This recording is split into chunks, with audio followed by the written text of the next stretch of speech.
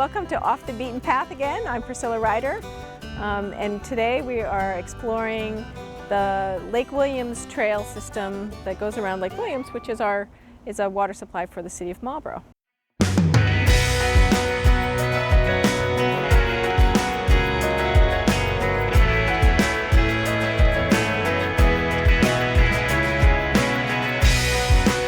So Lake Williams is a unique feature in our landscape. It is a great pond. It's a big enough lake on its own without having been dammed to be a great pond in Massachusetts.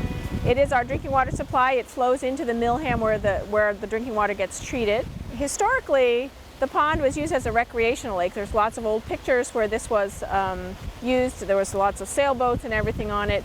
Unfortunately today, because it's a drinking water supply, we need to have no access to it. You can enjoy the beauty of it, but no swimming, no fishing, no pets actually on these trails, because we do need to make sure that our drinking water quality is maintained in a clean way. So we love you to come out and enjoy it, but don't enjoy the water part of it. Just enjoy the view part of it.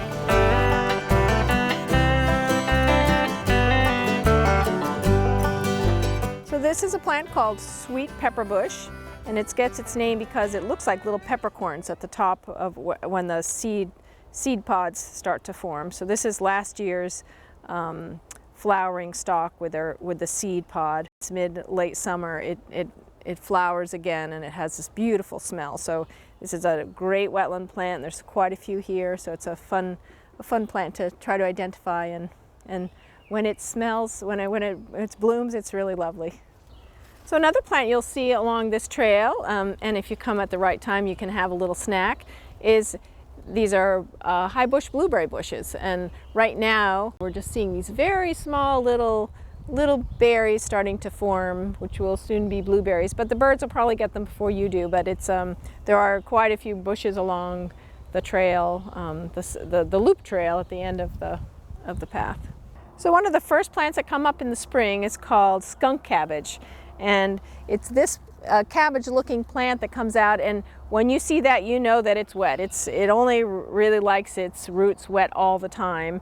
And in the spring, if you're going through the woods, you'll know spring is here because all of a sudden these little green leaves and nothing else is green, this will come up.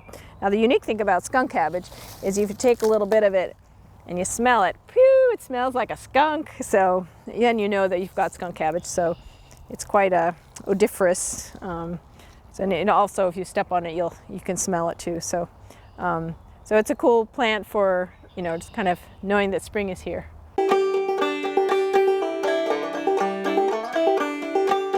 So this is called a cinnamon fern, and cinnamon ferns are unique in that they have this fertile frond in the middle, so they don't have the spores on the backs of their leaves. They just have one fertile frond that looks very much like a cinnamon stalk. And then if you look closer at the stalk of the fern, it also sort of has this hairy, cinnamony color looking fuzz on it, which is all just helps you to identify it as a cinnamon fern. And so it's a fern that likes a little bit of wetness. It can be right on the margin, but or in a shady, moist woodland. You'll find them everywhere. So here's another fern. It's in the same family as the cinnamon fern, but it's called the interrupted fern, and its name is indicative of its fertile frond is in the middle of the fern stalk, and it has again no seed pods on the back. So that's the fertile frond. And unlike the cinnamon fern, the base or the stem is smooth and clear. Now, if you remember, we mentioned before the cinnamon fern, which has the fertile frond in the middle, but then a very hairy stalk that has looks like it sort of has dusting of cinnamon on it.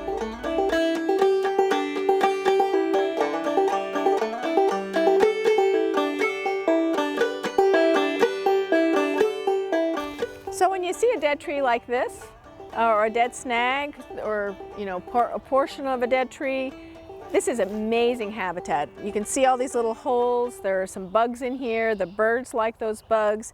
They also create cavities that are great for cavity nesting bird. So when you see a dead tree like this, it is serving a huge purpose for the habitat. And if you have dead trees in your yard and they're not too big and not too dangerous if they fall, the great thing is to leave them. They will become the source of food for lots and lots of little mammals, and also for the birds too. And they're really important for the habitat and the landscape. So when you see a dead tree like this, they say thank you, because it's providing lots of home and food for lots of things.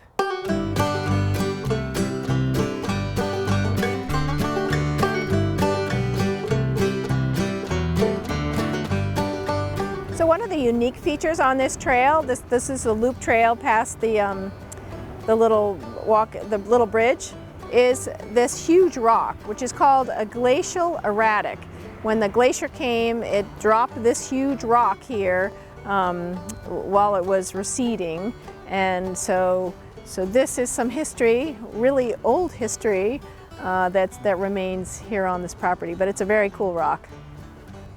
So on open field areas in this place, there's a small stretch of the trail that goes under the power lines. There's lots of raspberries. So right now, end of May, we're seeing the raspberry flowers, which will have lots of berries later in the summer. And the birds love them. But again, if you come by here and they're ripe, you can certainly have them. There are also some grapes here that are starting to twine around. And these are Concord grapes, and they will, late summer, will have some grapes. Usually when I do some walking and I know the grapes are ripe, and you can smell them, and then you look around and you can see if you can find some. And again, these are all things that you can eat, and they're edible.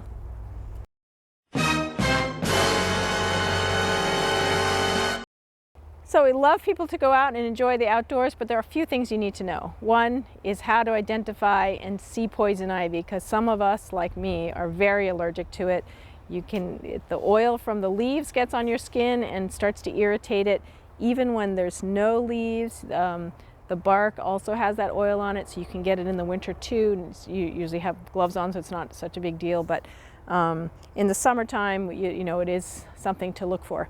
So I'll just help you to identify it. It's a 3-leafed plant, and it can have leaves that look like this. It can have leaves that are smooth on all sides, and it can have leaves that will look like more like an oak leaf. But it's 3 leaves. In the early spring, it has a reddish tint to it, but that doesn't really show now. And in the fall, it turns red. It also crawls up trees, and there's this big vine crawling up the tree behind me that is very, very hairy. Now, don't touch that. The hairiness and everything on there still carries that oil that makes it itchy if you're allergic. And again, and it can suffocate a tree. In this case, this is a dead tree, and everything that's green that's coming off this tree happens to be poison ivy. So it's just something to be aware of. Leaves of 3, let it be. That's the motto. So if it has 3 leaves and you don't know, just leave it alone. Don't touch it, because you can get pretty. If you're allergic, it's not a fun experience. One of nature's antidotes to poison ivy is jewelweed, and it looks like a plant like this. And if you were to be in the woods and get poison ivy, and you had nothing to wash off with or anything, you may open up the jewelweed, and you can see the stem is kind of oozy, and you sort of squeeze out all that juice, and then you would rub it. Let's say you got poison ivy here, you would just rub it on it, and somehow that binds to the oil. The key is, in poison ivy, the oil is what gets on your skin and then gets absorbed by your skin, and then if you're allergic, you get an itchy reaction. So the key is you want to get that oil off of you as fast as possible. So if you find jewelweed, you can do that, and you can make a little rub, and then when you get home, the best thing to do is, if you don't have any Tecnu or some other something else to take the oil off of, dish soap is the best thing, because it's a degreaser, so it pulls the oil off of your skin, and that's what makes it all itchy. So this is the local antidote. It's called jewelweed.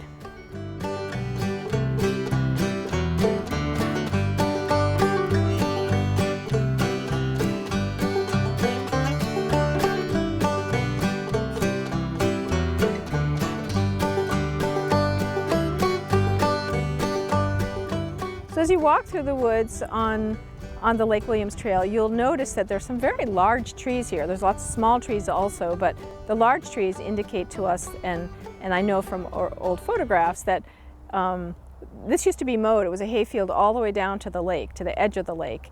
And now, of course, it's a drinking water supply, and the vegetation is really important to help filter out all any contaminants before it gets into the water. So we do need to maintain the vegetation. But as you walk through here and you see these big trees, you can imagine that underneath was just field, and it's kind of cool to read the landscape as you walk through it. So this trail is thanks to Brendan Sullivan, who is an Eagle Scout who not only constructed the boardwalks and the bridge that we saw that crosses the little creek that leaves the reservoir, but he also helped to construct the trail. And then the DPW and some summer interns that worked for me all worked together to construct this trail. So it's thanks to them that we're able to enjoy this today.